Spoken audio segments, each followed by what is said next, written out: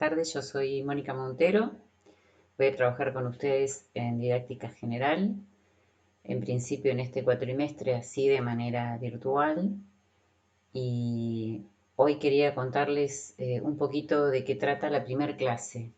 Para eso armé un PowerPoint que vamos a ir conversando, pero recuerden que también tienen una guía de estudio, tienen todo el material teórico en un driver y además tienen un espacio que vamos a compartir, que es un espacio de Facebook en el cual vamos a tratar de hacer algunos vivos, así cuando ustedes leen y se van apropiando de los contenidos, si hay alguna duda, la intercambiamos ahí. El primer texto que vamos a trabajar es este texto. Miren, se llama La invención del aula. Es un texto de Inés Dussel y Marcelo Caruso.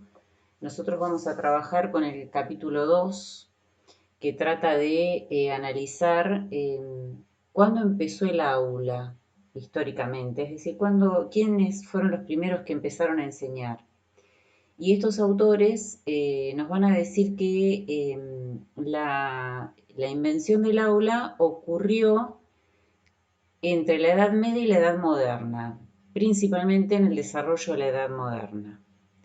Y para eso van a traer a primer plano a un personaje que ustedes deben haber escuchado en secundaria, que es Lutero. Pero antes de eso nos van a ubicar en el siglo XVI y van a decir que en el siglo XVI, que para ellos fue como la sala de partos del aula, o sea, cuando está empezando a surgir, a verse el inicio de lo que es un aula, una de las cosas más importantes que pasó es que se dividió la iglesia. A eso los autores le llaman la división en confesiones. Entonces hacen como un recuento de cosas importantes que pasaron entre el siglo XV y el XVI. Y bueno, uno de ellos es que cada vez las ciudades eran más grandes, a las ciudades se les llama urbes, así que hubo una urbanización creciente. Al mismo tiempo comenzaron a configurarse los estados como hoy los conocemos. Antes tenían grandes extensiones, se fueron recortando, se fue concentrando el poder en sistemas de gobierno centrales.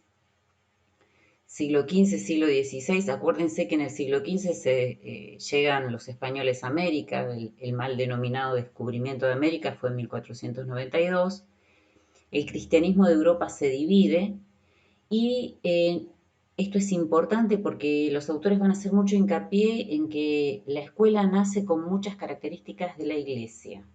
Es como que la iglesia es la partera del aula, ¿no? Entonces van a nombrar como uno de los antecesores o creadores del aula a Martín Lutero.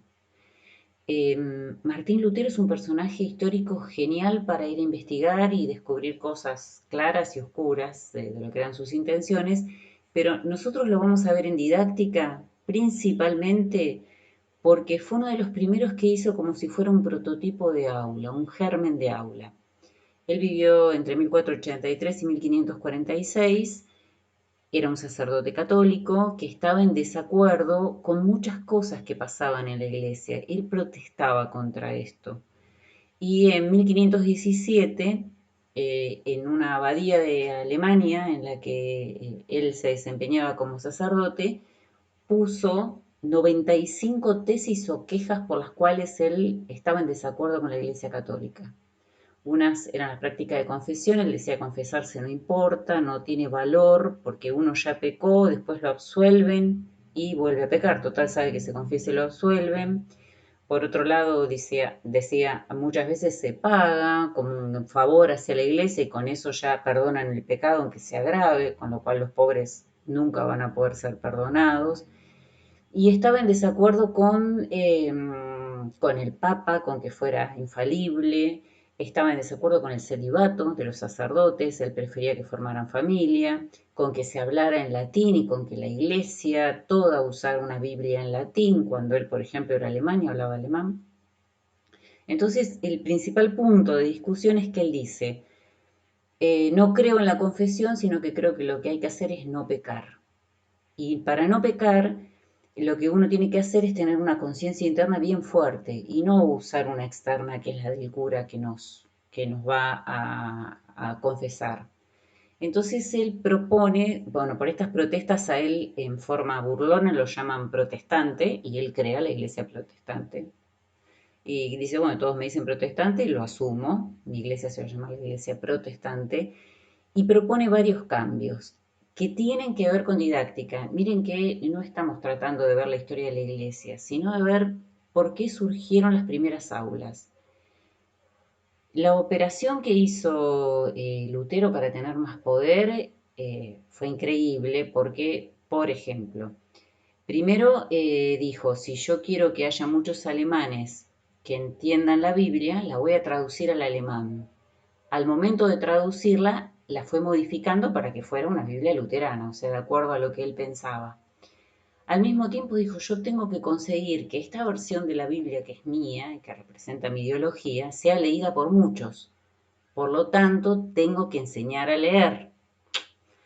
Al mismo tiempo decía, más que confesarse, lo que viene bien es escribir diarios íntimos. Y ojo que esta es una idea que está todavía vigente.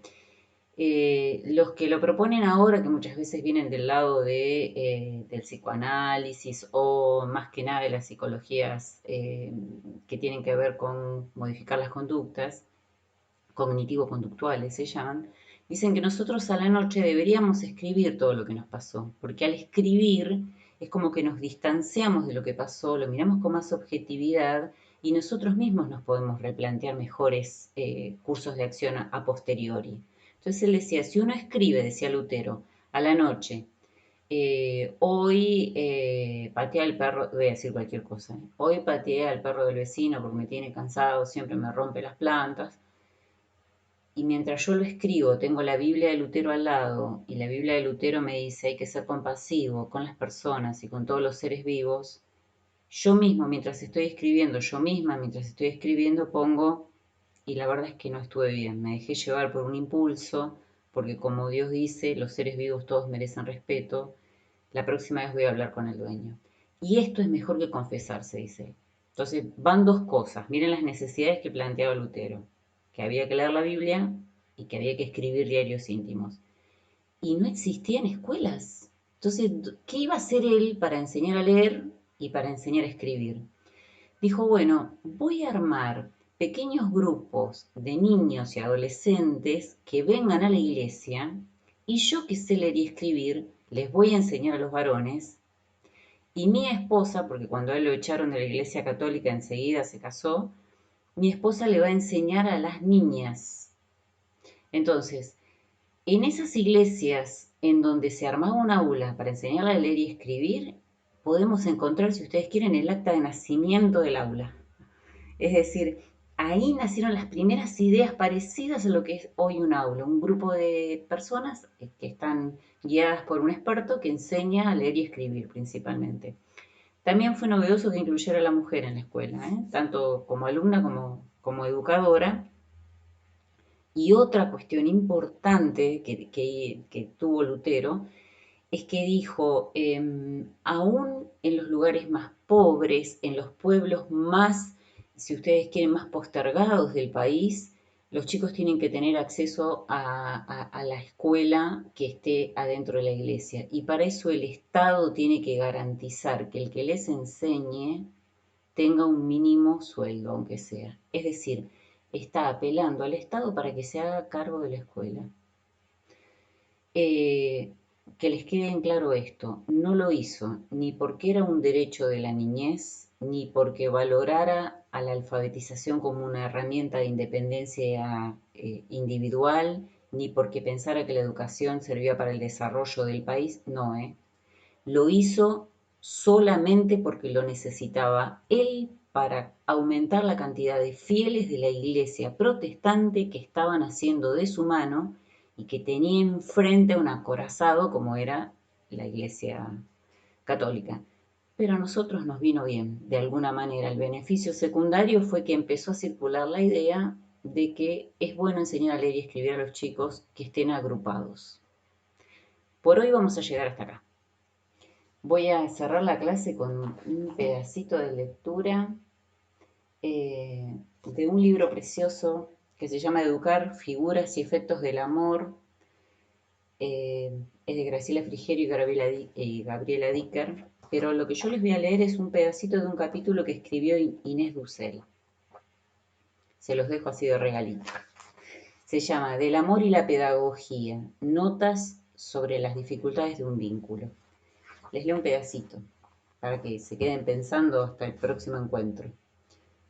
Dice, esta relación de dependencia mutua en el espacio escolar también debe reconocer la asimetría entre adultos y niños y adolescentes. No estamos en igual situación frente a la vida, frente al saber y frente a la sociedad.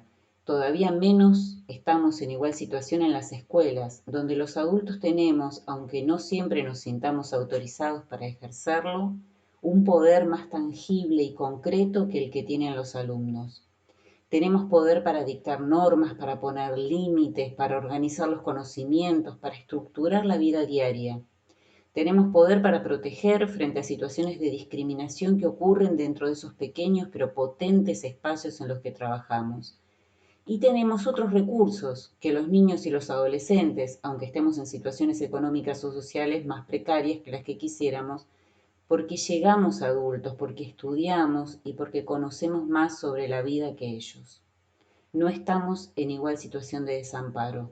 Y volver a poner estos recursos en juego en nuestro vínculo con los alumnos y con las familias es una tarea necesaria para reconstruir a la escuela como institución que enseña y también como institución que cuida y ampara. Ojalá estos encuentros nos sirvan para poner en acto esto, ¿no?